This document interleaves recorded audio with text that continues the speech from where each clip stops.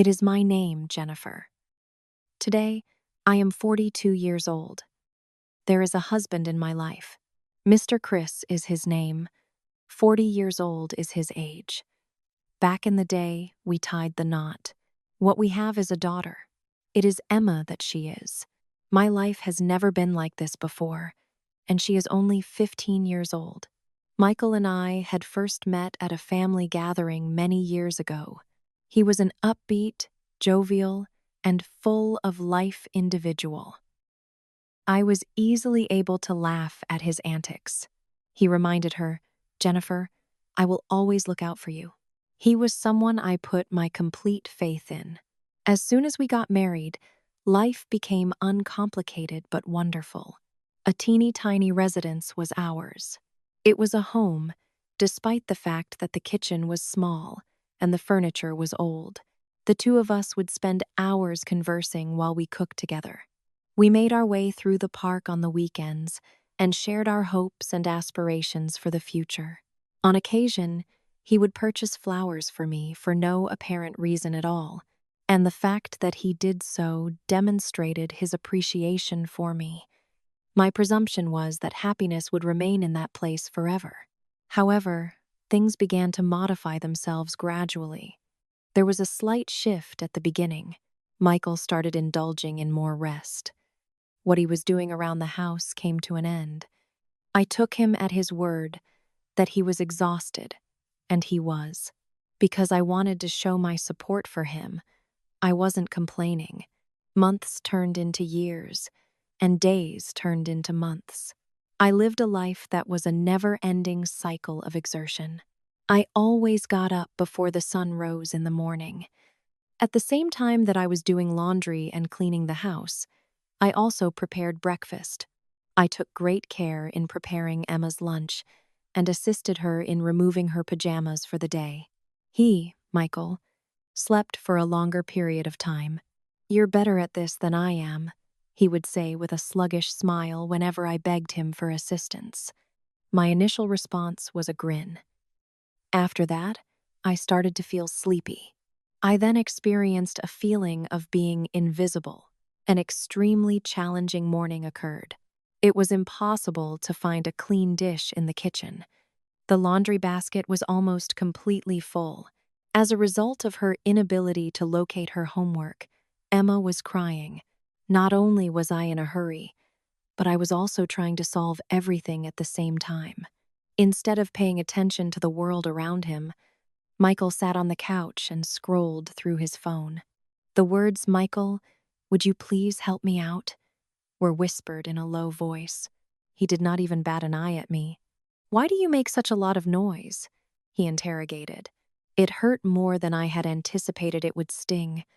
No sound was coming from me. My request was for assistance. Given my extreme exhaustion that evening, I decided to prepare a simple meal for myself. With a frown, Michael cast a quick glance at the dish. "One more time. This? Are you unable to come up with something more effective?" I just went through a moment of rage. I continued in a low voice. "I am responsible for everything in this house. I keep an eye out for you as well.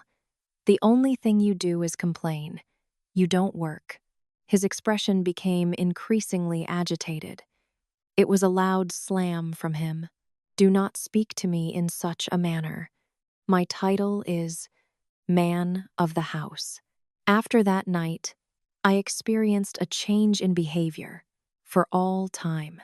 I got over my dependence on him to assist me. Holding my tongue, I continued with the task at hand. No more debates were necessary for me. What I was going through was not understood by other people. As my mother observed, "You appear to be very exhausted." The advice that his parents gave him was, "You should make sure that your husband is well." No one wanted to know how I was feeling. The consistency of Michael's work had been non-existent. He was not responsible for any of the chores around the house. However, he counted on everything to be flawless. It seemed as though I was losing my identity in my own life.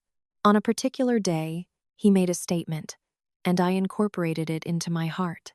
Your job is to do this. Females were designed to do this.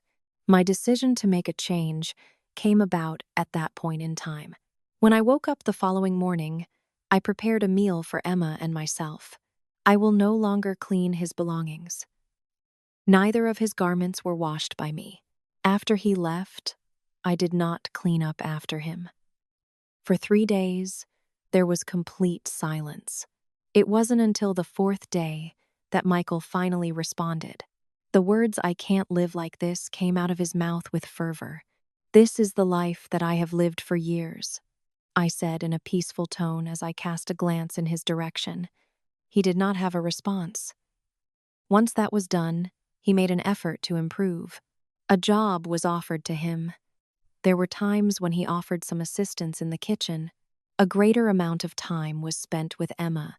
Even so, he made another attempt to express his gratitude. I was giving myself a little bit of hope for a while. On the other hand, I was not actually relaxed at all. I had a feeling that this change would not be permanent, and I was actually right. Slowly but surely, he went back to his previous behavior. A second time, he arrived home late. However, he stopped assisting. Not only did he leave things lying around, but he also started complaining once more. Everything appeared to be the same as it had been before. During the course of one evening, he gazed at me with cold eyes and communicated his desire to divorce me. Even though my chest was tight, I managed to keep my composure. Right now, I just said, "Okay." Without turning around, he gathered his belongings and left without looking back. Despite the fact that it was empty, the house was surprisingly quiet. 2 months later, I found out that he had tied the knot with a lesser-known woman named Taylor. When viewed from the outside, everything appeared to be wonderful. Taylor remained silent and appeared to be content. Michael stated that he had a better understanding of her. On the other hand, the truth emerged gradually. Taylor had never been one to get up at an early hour. It was not the case that she cooked or cleaned at all. The whole house was in a state of disarray and chaos.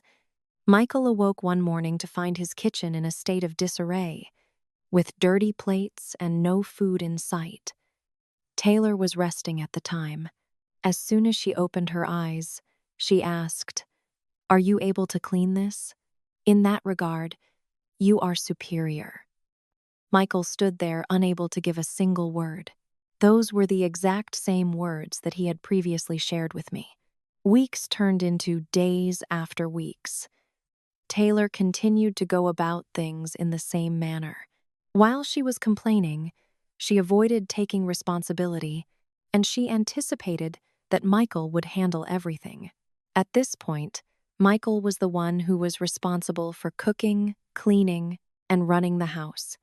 His exhaustion caused him to become silent. At that moment, he sat down and whispered, "I see now." This occurred after he had finished cleaning up by himself one evening. He removed his phone from his pocket and opened my contact list. It was written by him, "Sorry." Then he chose to delete it. He had the desire to speak further, but he was unable to do so. It was clear to him that historical events could not be changed. At this point, he is living the same life that he gave to me, and the way I live my life has also changed. My home is a peaceful place. There was no yelling, no anxiety, and no heavy stillness there. It seems that my daughter is smiling more. We talk, we cook, and we have a good time. Taking baby steps for myself is something I have started doing. So, I continued to read. When it is necessary, I go to sleep. I am at last experiencing a sense of significance. The state of life is not yet perfect, but the atmosphere is calm, and peace is something that I make it a point to never, ever, ever lose again. Jennifer spent years carrying her family along while Michael ignored her pain and effort. After the divorce, she finally found peace, freedom, and self-worth. Meanwhile, Michael realized too late how much Jennifer had done for him. The story reminds us that love without respect and appreciation cannot survive. Thank you so much for watching and see you in the next video.